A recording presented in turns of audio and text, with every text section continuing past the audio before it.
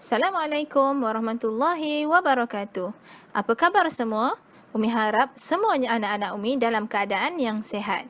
Baiklah, bertemu kembali kita pada minggu ini masih meneruskan pembelajaran berkaitan dengan bab 7 iaitu udara.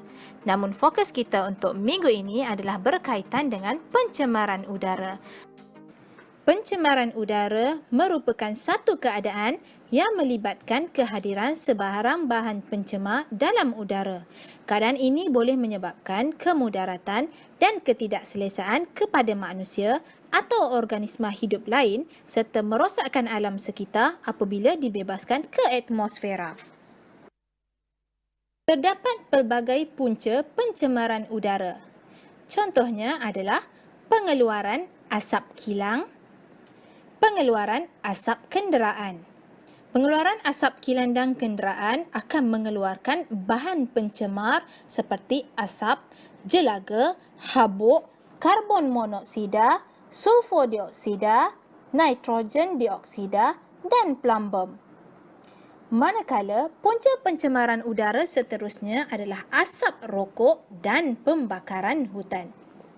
Pembakaran hutan dan asap rokok akan mengeluarkan bahan pencemar seperti habuk, jelaga, asap dan zarah logam.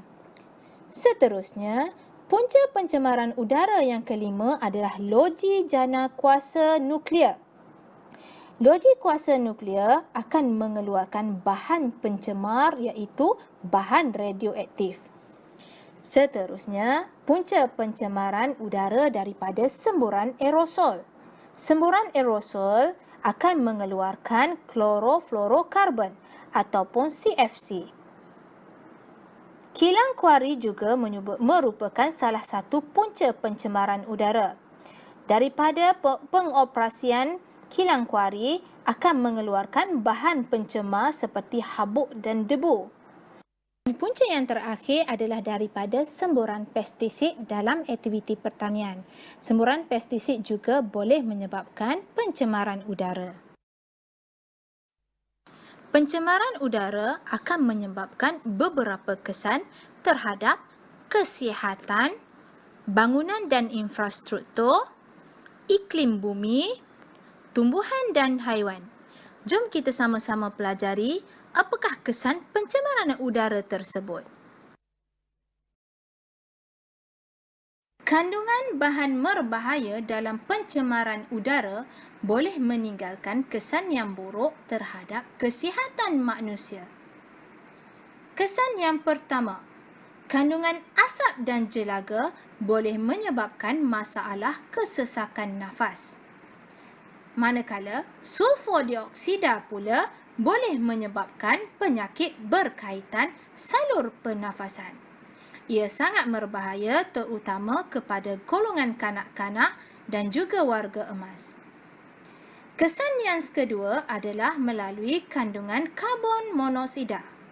Karbon monoksida boleh menyebabkan sakit kepala, kerencatan akal dan yang paling teruk boleh membawa maut. Kesan yang ketiga, kandungan zarah asbestos boleh menyebabkan kanser peparu. Dan kesan yang terakhir terhadap kesihatan manusia adalah bahayanya zarah plumbum yang boleh menyebabkan kerencatan akal pada kanak-kanak dan bayi.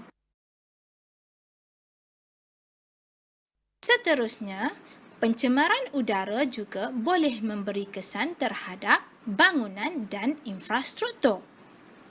Kandungan habuk dan jelaga boleh menyebabkan bangunan kotor. Manakala hujan asid boleh mengakis struktur konkrit dan batu kapur. Dan kesan yang ketiga terhadap bangunan dan infrastruktur adalah berkaitan hujan asid juga, di mana ia boleh mempercepatkan pengaratan besi. Kesan pencemaran udara terhadap iklim bumi. Pembebasan asap dari kilang, egzos kenderaan dan pembakaran terbuka boleh menyebabkan cerebu. Kandungan karbon dioksida yang berlebihan pula boleh menyebabkan kesan terhadap rumah hijau. Manakala klorofluorokarbon yang berlebihan boleh menyebabkan penipisan lapisan ozon. Dan kesan yang terakhir adalah pencemaran udara mengandungi gas sulfur dioksida dan nitrogen dioksida yang boleh menyebabkan hujan asid. Pencemaran udara boleh memberi kesan terhadap tumbuhan dan haiwan. Daripada berlakunya hujan asid boleh menyebabkan tanah menjadi tidak subur dan sumber air menjadi berasid. Manakala daripada kesan jerebu menyebabkan kadar fotosintesis menjadi rendah. Pencemaran udara seperti berlakunya jerebu dan hujan asid tanpa kawalan boleh menyebabkan masalah kesihatan kepada haiwan sama seperti manusia. Bagi mengurangkan masalah pencemaran udara, beberapa langkah-langkah pencegahan boleh dilaksanakan. Yang pertama, melalui kuasa undang-undang. Kerajaan boleh memberi denda kepada perokok yang merokok di kawasan larangan. Denda juga boleh dikenakan terhadap individu yang melakukan pembakaran secara terbuka. Selain daripada itu, denda juga boleh diberikan kepada pemandu yang memandu kenderaan dengan mengeluarkan asap secara berlebihan. Selain daripada itu, undang-undang juga mempunyai kuasa untuk tidak membenarkan kilang beroperasi di kawasan perumahan. Melalui pendidikan, pendidikan dapat diberikan kepada masyarakat dan bermula daripada anak-anak di sekolah. Pendidikan di sekolah boleh menekankan bahayanya pencemaran udara serta langkah-langkah pengawalannya. Selain daripada itu, kita boleh memberi pendidikan kepada masyarakat melalui program anti merokok dan kempen galakan penggunaan kenderaan awam dengan memberi galakan untuk berjalan kaki atau menunggang basikal ataupun berkongsi kenderaan. Langkah-langkah yang terakhir adalah melalui sains dan teknologi, iaitu yang pertama, menukarkan teknologi penggunaan kenderaan berpetrol kepada teknologi kenderaan hybrid. Yang kedua, menggunakan hydrofluorokarbon ataupun HCFC bagi menggantikan klorofluorokarbon CFC.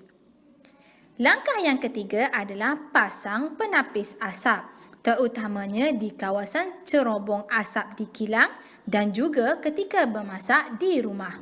Dan langkah tambahan melalui kaedah sains dan teknologi adalah penggunaan penukar bermangkin pada kenderaan bermotor. Baiklah, selesai untuk pembelajaran kita berkaitan asas pencemaran udara. Bagi lebih memahami, jom kita sama-sama saksikan video yang Umi sertakan.